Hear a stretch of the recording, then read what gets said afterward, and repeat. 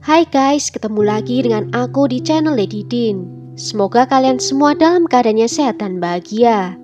Di video ini, aku akan bercerita tentang tragisnya dari kehidupan seorang wanita di kota kecil di Amerika Serikat. Bagaimana kisah lengkapnya? Tanpa basa-basi lama-lama, kita langsung masuk ke ceritanya ya. Sebelumnya, jangan lupa untuk subscribe dulu channel ini dan nyalakan lonceng notifikasinya supaya kalian tahu video terbaru dari aku.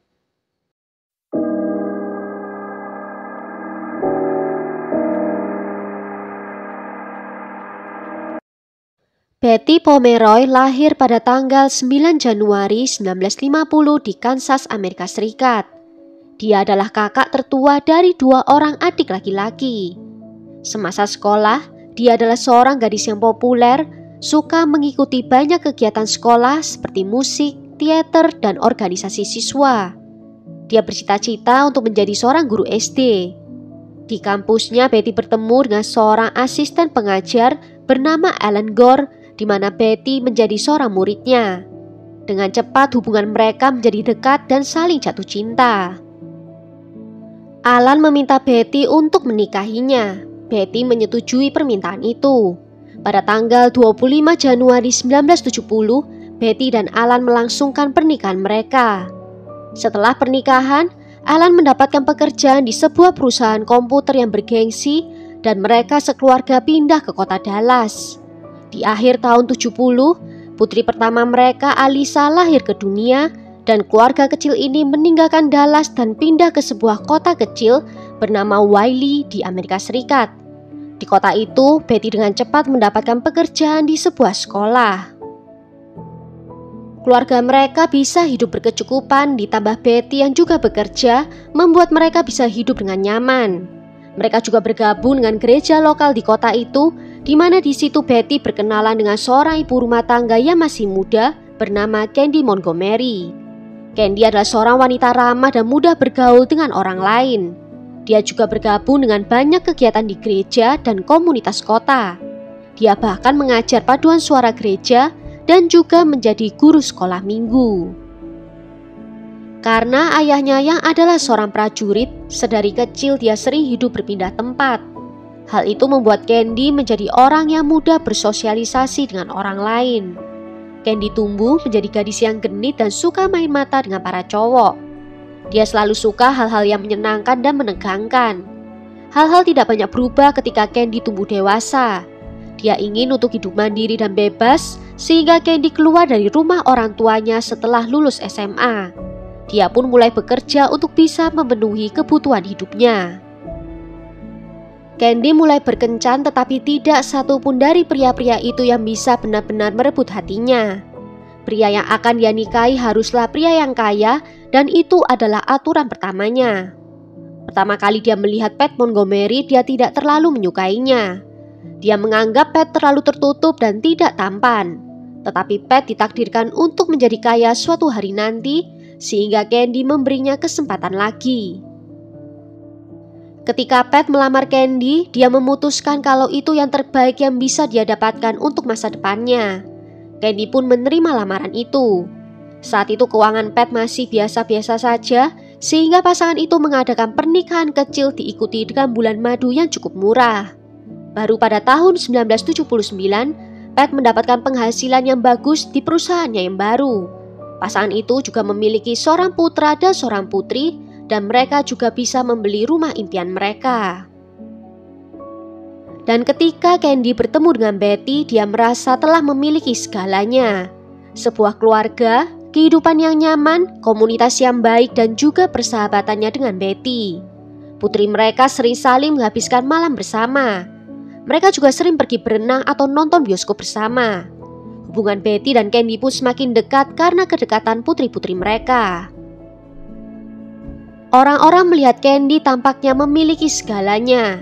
Hidupnya terlihat sempurna, tetapi Candy merasa bosan menjalani rutinitas kehidupannya dan dia membutuhkan sesuatu yang lebih. Candy memutuskan untuk berselingkuh. Dia berpikir kalau perselingkuhan akan memberinya sesuatu untuk dinanti-nantikan atau membawa angin segar ke dalam hidupnya karena pernikahannya yang terasa basi dan membuatnya merasa seksi dan diinginkan oleh pria lain. Dalam salah satu pertandingan bola voli mingguan yang diselenggarakan oleh gereja, Candy bertemu dengan Alan di sana. Alan adalah suami Betty, temannya sendiri. Dari pertemuan itu, hubungan mereka mulai intens, dan setelah beberapa minggu menggoda, Candy langsung menanyakan kepada Alan apakah dia tertarik untuk berselingkuh. Candy hanya meminta mereka untuk bersenang-senang saja, bisa melakukan hubungan seksual tanpa ikatan apapun. Meskipun Alan mungkin terkejut pada awalnya, tidak butuh waktu lama baginya untuk menyetujui. Candy dan Alan mulai menyelinap pergi untuk bertemu makan siang di beberapa motel kecil. Candy sangat antusias dengan pertemuan mingguan mereka dan dia merasa lebih hidup dari sebelumnya. Setiap hari mereka berencana untuk bertemu. Candy dengan penuh kasih menyiapkan makan siang yang lezat dan memastikan lingerinya bersih dan rapi. Di saat yang bersamaan, pernikahan Alan dan Betty juga menghadapi masalah saat anak kedua mereka lahir. Betty jatuh dalam depresi pasca melahirkan. Tidak banyak yang diketahui tentang penyakit itu pada tahun 70-an. Dokter biasanya hanya akan menyuruhnya pulang dan beristirahat saja. Terkadang dokter meresepkan Valium, namun terkadang juga tidak. Perjuangan Betty untuk mengatasi sakit mentalnya itu membuat hubungannya dengan orang lain menjadi renggang, terutama dalam pernikahannya. Betty dan Alan mengikuti konseling pernikahan di gereja mereka, dan sejak itu hubungan mereka menjadi membaik, bahkan merencanakan akan pergi berlibur bersama ke Eropa. Selama beberapa bulan berikutnya, hanya perselingkuhannya yang bisa dipikirkan oleh Candy. Dia bahkan cukup berani untuk curhat pada beberapa temannya, tentu saja tanpa menyebutkan nama selingkuhannya. Sampai suatu hari, Candy tiba-tiba menyadari kalau perselingkuhannya itu sudah tidak lagi mendebarkan seperti dulu lagi. Perselingkuhannya mulai terasa membosankan dan dia siap untuk menemukan satu orang kekasih baru. Candy dan Alan sama-sama sepakat untuk mengakhiri perselingkuhan mereka. Di tanggal 13 Juni 1980, Candy mampir ke rumahnya Betty. Setibanya di sana, terkejutlah dia mengetahui kalau Betty telah mengetahui perselingkuhan suaminya dengan dirinya. Pada awalnya, Candy mencoba untuk menyangkal semuanya itu. Tetapi ketika ditunjukkan kartu dan surat yang dia berikan kepada Alan, dia tahu kalau dia tertangkap basah. Candy mencoba untuk memberitahu Betty kalau perselingkuhan itu telah berakhir, tetapi Betty tidak mau mempercayainya. Di hari itu, Alan meninggalkan kota untuk melakukan perjalanan bisnis. Dan beberapa jam setelah kepergiannya, Alan mencoba untuk menelpon Betty tetapi tidak mendapatkan jawaban. Dia membuat beberapa panggilan telepon lagi selama beberapa jam berikutnya, namun tidak pernah mendapatkan jawaban. Dia mulai menelpon tetangganya, meminta bantuan mereka untuk pergi ke rumahnya dan memeriksa Betty. Tetangga itu mengunjungi dan melaporkan kembali ke Alan kalau semuanya tampaklah normal. Tetapi saat sore berubah menjadi malam, Alan meminta agar tetangga yang sama itu kembali ke rumahnya dan memeriksa lagi. Tetangga itu kembali ke rumah Alan dengan dua pria lainnya. Kali ini mereka mencoba untuk masuk lewat pintu depan, yang ternyata pintu itu tidak terkunci. Tetangga itu segera mendengar rengekan bayi Bethany, di mana mereka menemukannya di kamar mengalami dehidrasi dan juga pampersnya penuh dengan kotoran. Menyadari ada sesuatu yang tidak beres, para pria itu memeriksa ke seluruh rumah. Melalui pintu gudang yang terbuka sebagian, mereka melihat Betty Gore berlumuran darah, di mana wajahnya sangat rusak sehingga dia hampir tidak bisa dikenali. Polisi melakukan penyelidikan mereka, menanyai teman, kerabat, dan salah satu orang yang mereka ajak bicara adalah Candy Montgomery. Sementara itu bukti-bukti mulai ditemukan. Penyelidik menemukan sidik jari yang tertinggal di salah satu lemari pendingin. Mereka juga menemukan jejak kaki berdarah di lantai ruang laundry. Di kamar mandi rumah itu juga ditemukan darah di dinding kamar mandi dan ada banyak helaian rambut di dalam bathtub. Terlihat seperti ada orang yang mandi untuk membersihkan darah di sana. Dari hasil otopsi juga diketahui kalau Betty terkena pukulan kapak sebanyak 41 kali dengan 28 kali di bagian kepalanya. Bahkan ada beberapa pukulan yang dilakukan setelah dia meninggal dunia. Hal itu membuat penyelidik berpikir kalau pembunuhan itu bersifat personal. Pembunuhan sekejam itu tidak pernah terjadi di kota itu yang menyebabkan warga menjadi ketakutan. Tukang kunci bekerja lembur dan penjual senjata tidak menyimpan cukup stok untuk memenuhi permintaan. Fakta tidak terlihat adanya paksaan masuk membuat polisi berpikir kalau pelaku adalah seseorang yang Betty kenal. Penyelidik agak terganggu oleh sikap tenang Alan selama interogasi. Istrinya baru saja dibunuh, tetapi dia tidak menunjukkan emosi apapun. Tidak ada kesedihan, kemarahan, atau tuntutan agar kasus itu bisa cepat diselesaikan. Meskipun Alan menjawab tidak untuk pertanyaan tentang perselingkuhan di luar pernikahannya, tak lama kemudian dia menelpon penyelidik dan mengaku kalau pernah berselingkuh dengan Candy Montgomery. Itu adalah pernyataan yang mengejutkan dan membawa penyelidikan ke arah yang baru. Polisi ingin menanyai Candy lagi karena sebelumnya dia tidak menyebutkan perselingkuhannya dengan Alan. Juga ada seorang saksi mata yang mengatakan kalau dia melihat Candy keluar dari rumahnya Betty di hari itu di pagi hari sekitar pukul 11.